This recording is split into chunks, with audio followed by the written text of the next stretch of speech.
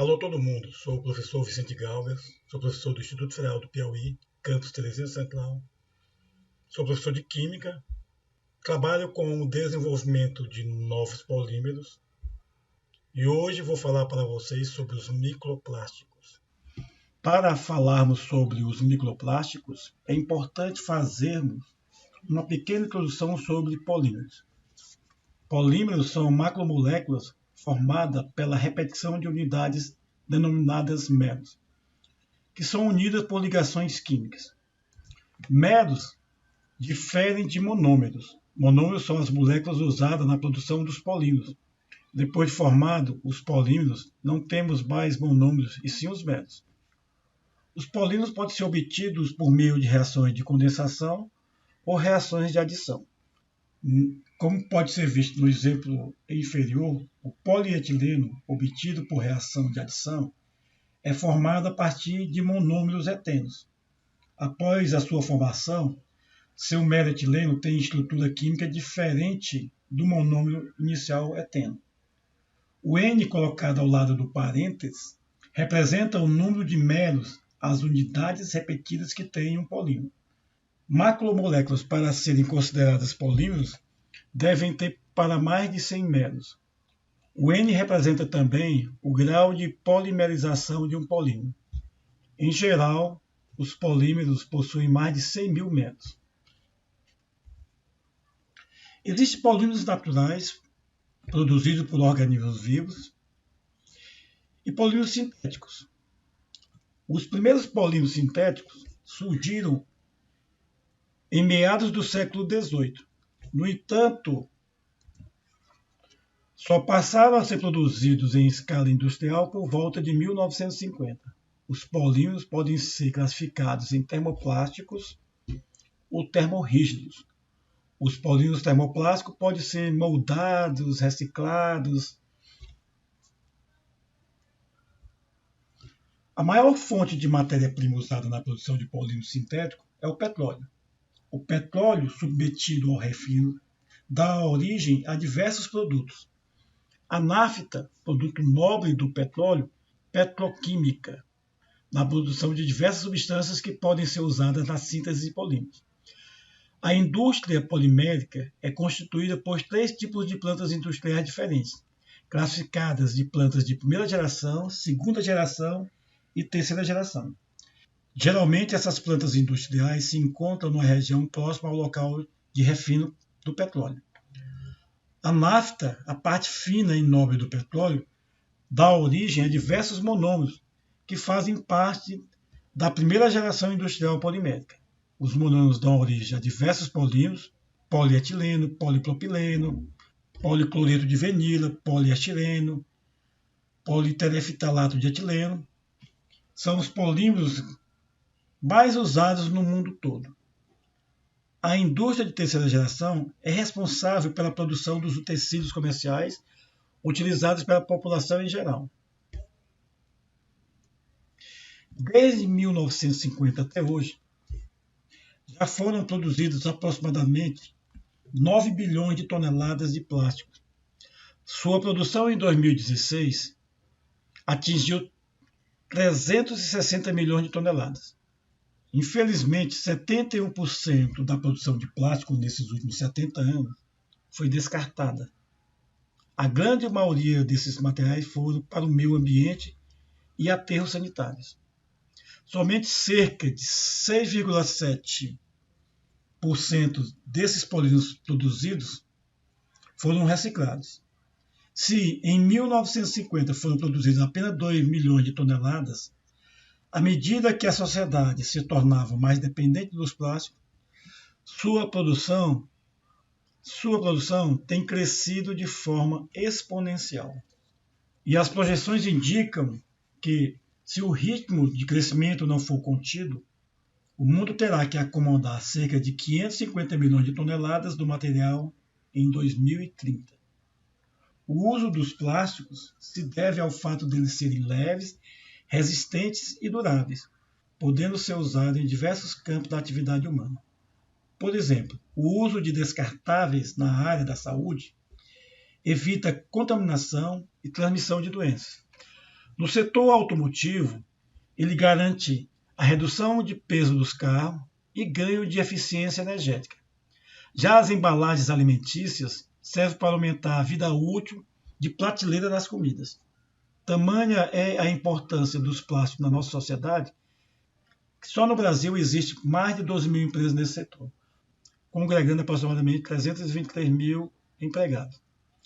Sem a utilização de plástico, o planeta não seria capaz de suportar a população atual. Sem o uso dos plásticos, seria necessário maior consumo de energia e água em nosso planeta. No entanto, as propriedades apresentadas pelos plásticos fazem deles um sério agente poluidor, principalmente por não se degradarem facilmente no meio ambiente. Produtos de uso único, que correspondem entre 30% a 40% dos plásticos produzidos, são a grande preocupação dos ambientalistas. Parte deles possui uma vida útil efêmera e são descartados imediatamente após a sua utilização. Copos, sacolas, canudos, embalagens e talheres descartáveis fazem parte desses materiais de uso efêmero. Produtos de longa duração, compostos por itens que vão de celulares a peças automotivas, de tubulações para água e esgoto, a equipamentos médicos e de informática, são descartados numa velocidade que a natureza não consegue absorver. O descarte de plástico no meio ambiente é tão sério que existem ilhas de plásticos em várias regiões de nosso planeta.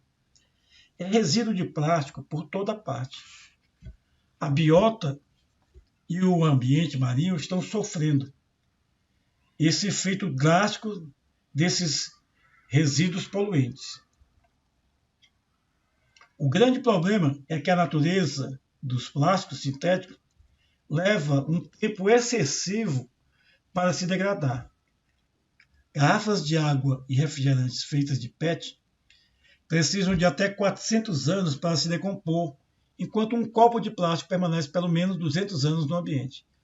O desafio para reverter esse quadro é enorme e deve ter a participação de todos. Atualmente, a tentativa de desenvolver polímeros biodegradáveis como uma alternativa não tem surtido efeito, devido ao fato deles ainda não possuírem as mesmas propriedades dos polímeros sintéticos.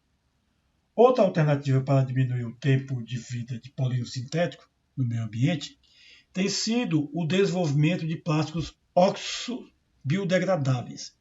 O problema é que esses polímeros, ao serem degradados, liberam no meio ambiente aditivos químicos, por exemplo, metais de transição que atuam na catálise da degradação oxidativa desses plásticos, na presença da luz e calor, aumentando assim o nível de contaminação do meio ambiente.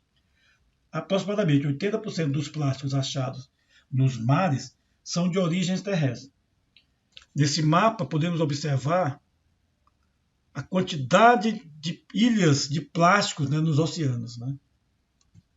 Nesse mapa do lixo temos a situação dessas ilhas de plásticos nos maiores oceanos do mundo. E nessa figura podemos observar que o Brasil é o quarto país na geração de lixo plástico do mundo. Para enfrentar o problema da poluição gerada pelo desgaste de plásticos no meio ambiente, além da produção e uso de plásticos biodegradáveis, deve ser incentivado também uma destinação adequada dos resíduos plásticos, via uma coleta adequada seguida da reciclagem.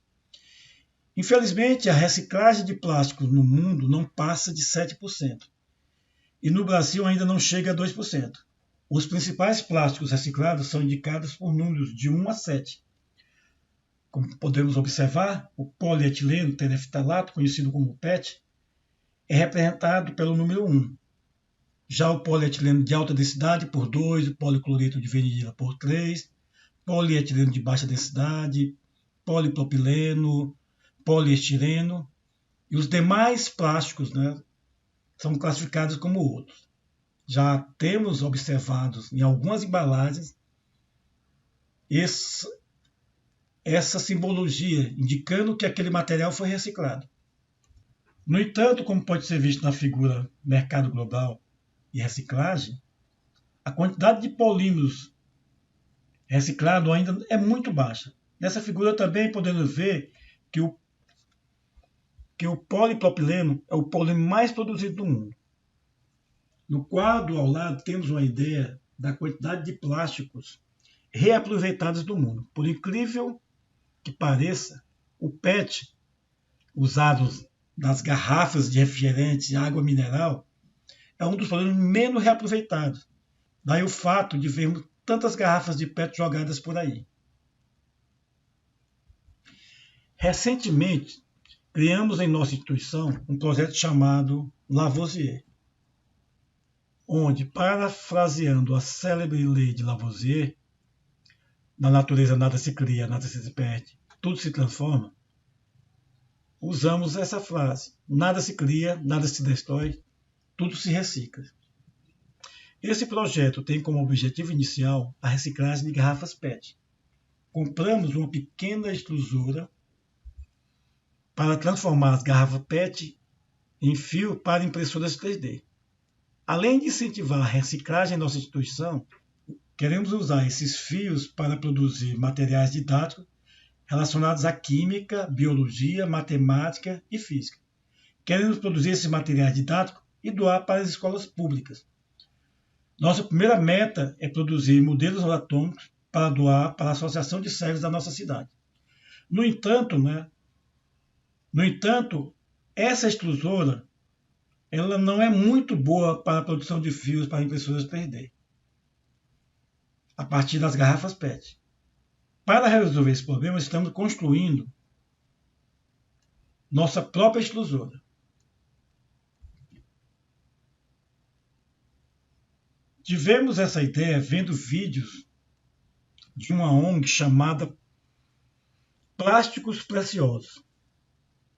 Existem vários vídeos dessa ONG no YouTube mostrando processos de reciclagem com equipamentos desenvolvidos por eles. E essa ONG tem tanto interesse em incentivar a reciclagem de plásticos que elas cedem de graça os projetos de fabricação de suas máquinas. Nessa figura temos uma vista de tudo o que eles produzem a partir de plásticos reciclados. O plástico não é o único material poluidor do meio ambiente. Apesar de se acreditar que uma substância que se apresente naturalmente no ambiente seja inofensiva, em algumas situações isso não ocorre. De fato, algumas substâncias de ocorrência natural ou seus derivados podem ser tão nocivas ao homem e ao meio ambiente quanto as produzidas pelo homem. A natureza é capaz de produzir uma vasta lista de substâncias químicas tóxicas. Além disso, o ambiente natural pode apresentar diversos outros fatores de riscos aos humanos, como a radiação solar, bactérias, fungos, vírus, plantas e certos gases. Podem-se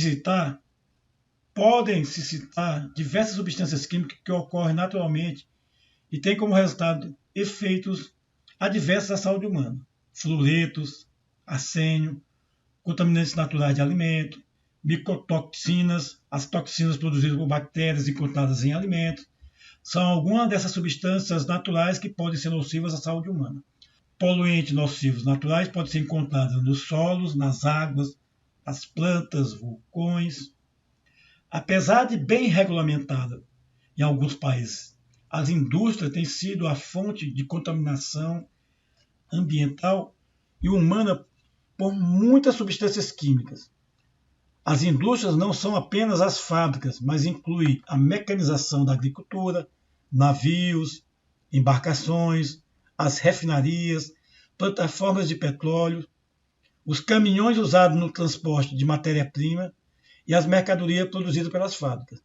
Várias substâncias nocivas ao homem são lançadas diariamente no meio ambiente por atividades humanas de extração de minérios, indústrias têxteis, indústria petrolífera, substâncias agrícolas.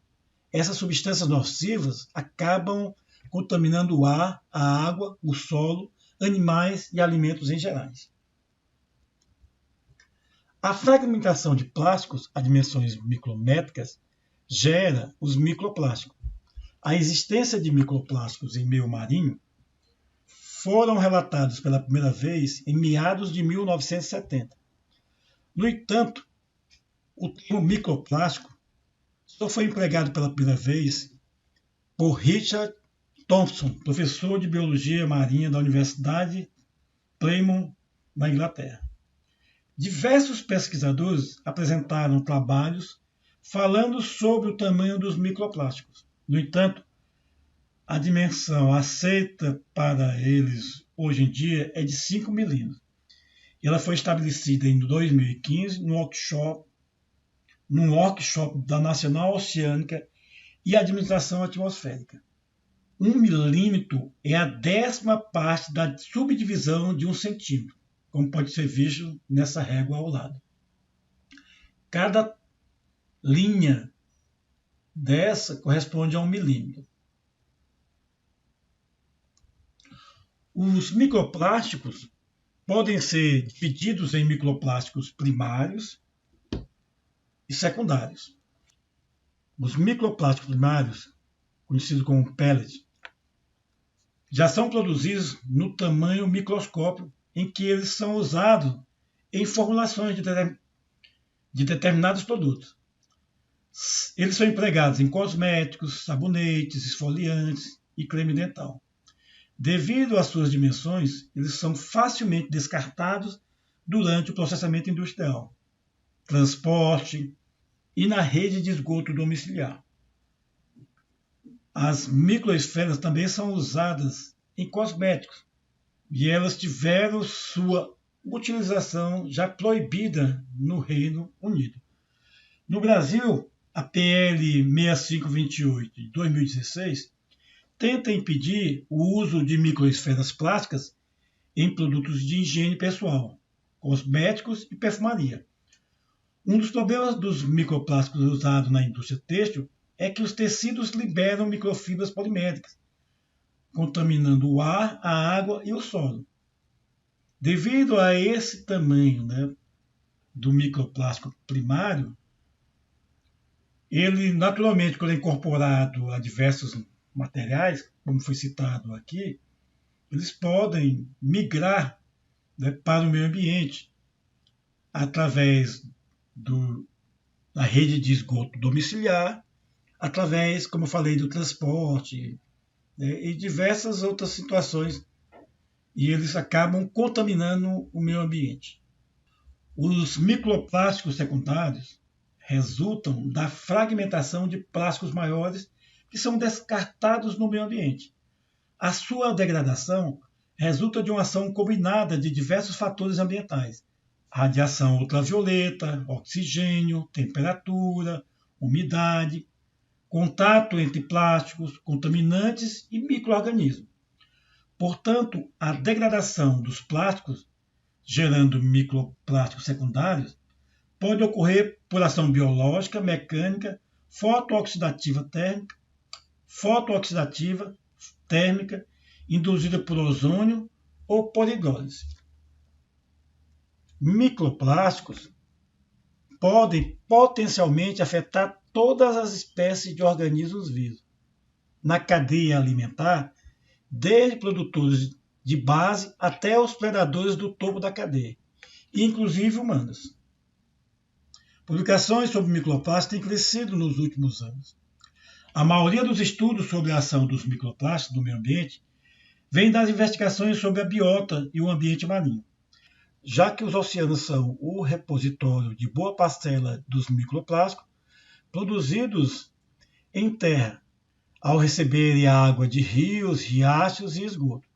Esse tipo de poluição tem efeitos ainda não totalmente entendidos e quantificados. No entanto, os microplásticos estão em todos os lugares e produtos de consumo humano, alimentos e bebidas.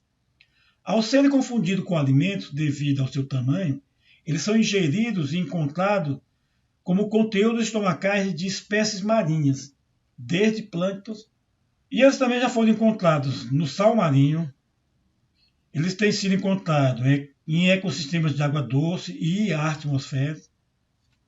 atmosférico, e até nas fezes humanas. Devido ao seu tamanho, os microplásticos podem ser ingeridos facilmente por organismos aquáticos. dos níveis tróficos inferiores. Estudos sobre os impactos sobre a saúde humana ainda são recentes.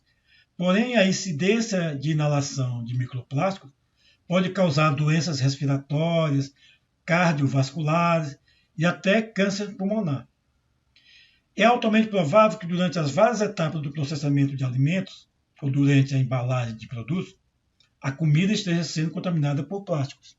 Apesar deles já terem sido detectados em organismos de todos os níveis da cadeia alimentar, ainda não há evidências de que as partículas bioacumulam e biomagnificam, isto é, passa na cadeia alimentar de um organismo para o outro. Aparentemente, as partículas assimiladas pelo organismo são cedo ou tarde excretadas. É o que parece ter ocorrido com os indivíduos que participaram de um estudo austríaco.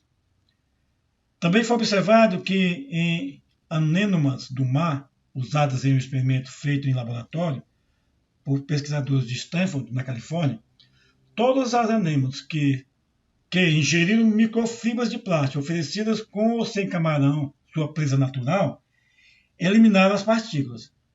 A ingestão de micropartículas de plástico por vários grupos de invertebrados foi confirmada por investigadores do Reino Unido, que relataram a sua translocação para o sistema circulatório do mexilhão, aumentando as preocupações pelo fato das micropartículas, uma vez ingeridas, poderem vir a afetar órgãos vitais. Os desafios das pesquisas atuais estão relacionados à diversidade de tipos, fontes, formatos e tamanho de microplástico.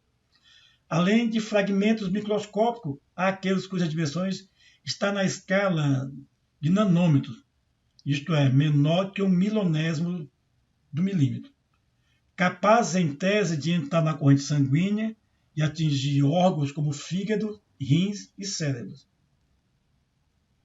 Os microplásticos possuem elevado potencial de agir como vetores de transporte de contaminantes antropogênicos, como os poluentes orgânicos persistentes. A liberação de alguns aditivos dos plásticos pode provocar efeitos tóxicos. Os fitalatos, comumente usados pela indústria dos plásticos, podem causar negativos nos sistemas endócrinos. Nos humanos, existem ainda o problema da inalação desses microplásticos. Os efeitos químicos das micropartículas ingeridas ou inaladas por humanos e animais, uma vez que eles podem ser vetores de micro-organismos e contaminantes, como poluentes orgânicos persistentes, compostos sintéticos resistentes à degradação no meio ambiente. Há dois tipos de substâncias associadas às partículas, as quais já vêm com o próprio plástico, comumente utilizadas para lhe conferir propriedades especiais, como fitalatos e o bisfenol A, ambos conhecidos disruptores endócrinos, ou seja, com capacidade para alterar o funcionamento do sistema hormonal. E as substâncias absorvidas pelos microplásticos, que podem incluir metais pesados e poluentes orgânicos persistentes, que podem se acumular nos organismos. Os fitalatos são um tipo de plastificantes empregado para deixar o PVC flexível. Tamanha é o efeito desses materiais nos plásticos que hoje é proibido a entrada de PVC nos Estados Unidos. Então, os fitalatos são usados em pequena fração desse tipo de polímero. Já o bisfenol A é a matéria-prima dos policarbonatos, polímeros classificados com a notação 7. Esses plásticos são utilizados na fabricação de produtos de vida longa, como eletrônicos e materiais de construção. Os contaminantes ditos emergentes lançados no ambiente, de fármacos, pesticidas, hormônios, produtos de higiene pessoal e drogas ilícitas, podem se associar aos microplásticos. Foi verificado nos rios paulistas que as concentrações dessas substâncias estavam no mesmo nível de esgoto não tratado. A grande superfície dos microplásticos, associada à sua propriedade de hidrofobicidade, permite que uma variante de compostos hidrofóbicos se liguem à sua superfície, como os bifenilos cloricloratos, o diclorofenilnitrocloretanos, hidrocarbonetos, todas substâncias nocivas à saúde humana. Microplásticos resultam, na sua maioria, de partículas de maiores dimensões que sofrem degradação fotoquímica e abrasão. São persistentes e encontram-se a flutuar à superfície, quer em suspensão na coluna de água, quer depositado nos fundos e também nas praias. Facilmente confundido com alimento devido ao seu tamanho, os microplásticos são vetores potenciais na transferência e exposição dos organismos marinhos a poluentes persistentes orgânicos de elevada toxicidade, compostos hidrofóbicos que absorvem facilmente as partículas de plástico. A ingestão de microplástico constitui uma ameaça de longo termo para os organismos marinhos, não só pela possível obstrução mecânica do aparelho digestivo, mas também pelo efeito tóxico dos poluentes persistentes orgânicos. Recentemente, investigadores japoneses e americanos relataram níveis elevados de poluentes persistentes orgânicos em grânulos de plástico, os pellets, recolhidos em praias e águas costeiras por todo o mundo. Em Portugal, a investigação sobre esse tema foi iniciada em 2008, com os primeiros recolhimentos de microplásticos em praias, apresentando hidrocarbonetos aromáticos policíclicos, bifenis policlorados e inseticidas, todos absorvidos aos pellets, substâncias extremamente nocivas à saúde humana.